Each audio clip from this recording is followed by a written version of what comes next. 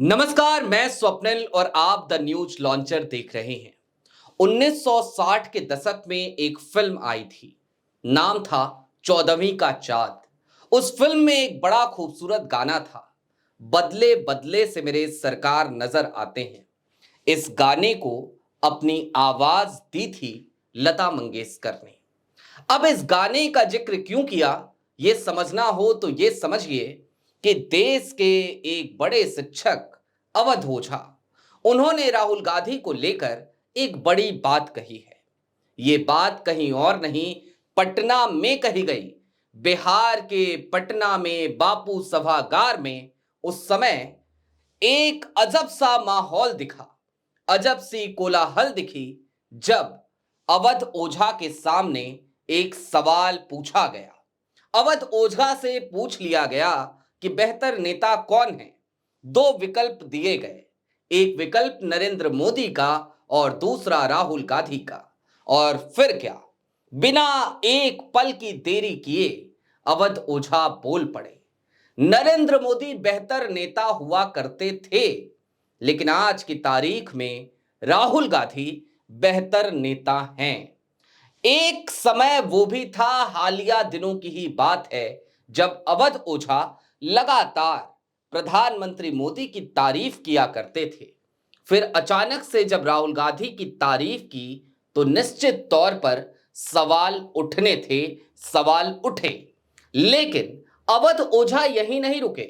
अवध ओझा ने सीधे तौर पर कहा कि राहुल गांधी ने बड़ी मेहनत करी है। हमारे यहां यूपीएससी में 95 पर प्री निकल जाता है। राहुल गांधी का 2024 में प्री निकल गया है, क्योंकि 99 सीटें आई हैं। अवध ओझा ने यह भी कहा कि 2029 में राहुल गांधी का मेंस और 2034 में इंटरव्यू निकल जाएगा। यानी कि कुल मिलाकर अवध ओझा ये कहने से नहीं चूके कि राहुल गांधी इस देश के प्रधानमंत्री कैंडिडेट है, प्रधानमंत्री बन जाएंगे। वैसे भी राहुल गांधी इस वक्त लीडर ऑफ अपोजिशन है। लीडर ऑफ अपोजिशन को अक्सर बोलचाल की भाषा में पीएम इन वेटिंग कहा जाता है। लेकिन अवध ओझा के विचार क्यों बदले, यह समझना भी जरूरी है। अवध ओझा आज राहुल गांधी की तारीफ में कसीदे क्यों पढ़ रहे हैं, यह भी समझना जरूरी है। और यह समझने के लिए बेहतर होगा कि राहुल गांधी की हालिया राजनीति को एक बार समझ लिया जाए। राहुल गांधी विपक्ष का एक ऐसा चेहरा जिसे आप नजरअंदाज नहीं कर सकते।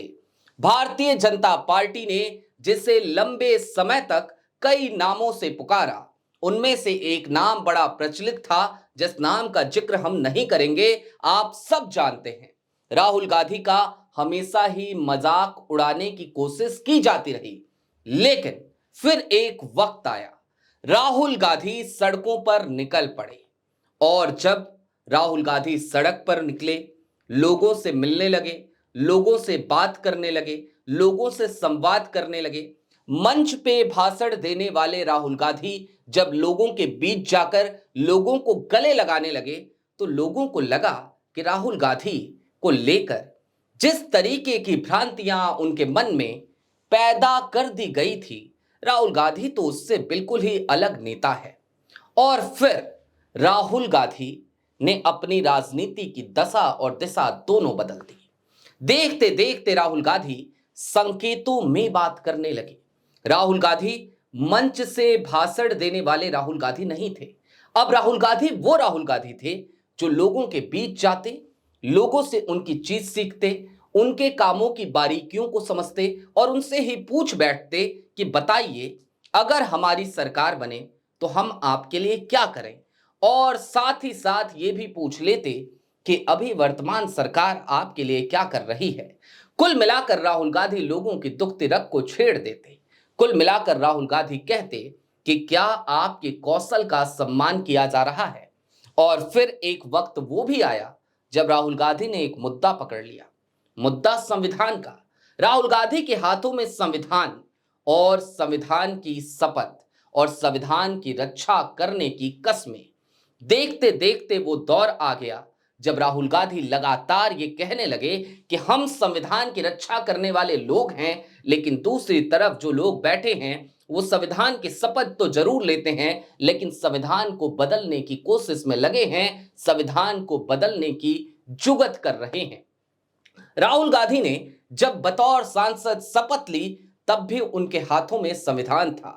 हालिया दिनों में याद कीजिए तो देखिए सामने की बौखलाहट कि देवेंद्र फडणवीस ने और भारतीय जनता पार्टी ने उस संविधान पर भी सवाल उठाने शुरू कर दिए। उस संविधान की प्रति को भी विवादित बनाने की कोशिश की गई। हालांकि ये एक अलग राजनीति है, हम इस तरफ नहीं जाते। राहुल गांधी ने एक दूसरा मुद्दा भी उठा लिया, मुद्दा जातिगत जनगणना का। राहुल गांधी अब जहां भी जाते हैं वहां पे जातिगत जनगणना की बात करते हैं।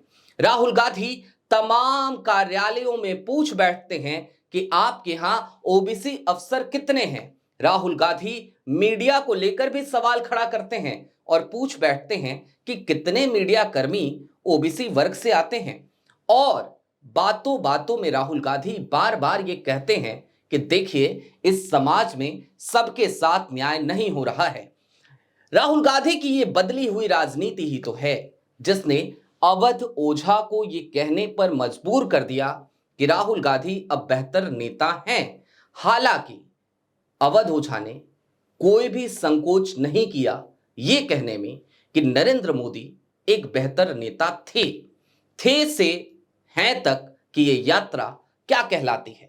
क्या वाकई में राहुल गांधी आने वाले दिनों में देश के प्रधानमंत्री के पद पर भी आसीन होंगे? ये सारे सवालों के जवाब तो भविष्य के गर्भ में हैं, लेकिन बदले बदले से सरकार नजर आते हैं, बदली बदली तस्वीरें नजर आती हैं। राजनीति बदली है, राहुल की राजनीति भी बदली है, कांग्रेस की राजनीति भी बदली है। और इस बदलती हुई परिस्थिति में बात सिर्फ अवध ओझा की नहीं है। बहुत सारे ऐसे लोग हैं, बहुत सारे ऐसे चेहरे हैं जो किसी जमाने में राहुल गांधी को एक कमतर राजनेता मानते थे, लेकिन आज की तारीख में उनसे जब भी राहुल गांधी का जिक्र कीजिए तो वो कह बैठते हैं कि पहले वाले राहुल नहीं है, ये राहुल कोई दूसरे राहुल हैं, ये राहुल बेहतर राहुल हैं। इतना ही नहीं, एक चीज और देखने को मिलती है आज की तारीख में, जब वो तमाम लोग राहुल गांधी का मजाक उड़ाने की कोशिश करते हैं, खास तौर पर एक खास आईटी सेल के लोग, तो ना जाने क्यों वो सब कुछ बैकफायर हो जाता है, क्योंकि राहुल गांधी को लेकर लोगों की सोच बदलने लगी है। अब अवध ओझा के इस कमेंट पर, इस टिप्पणी पर आपकी क्या राय है, हमें कमेंट बॉक्स में जरूर बताइएगा। अभी के लिए दीजिए इजाजत। ऐसे ही तमाम अपडेट्स, तमाम डेवलपमेंट्स के लिए जुड़े रहिए द न्यूज लॉन्चर के साथ। शुक्रिया।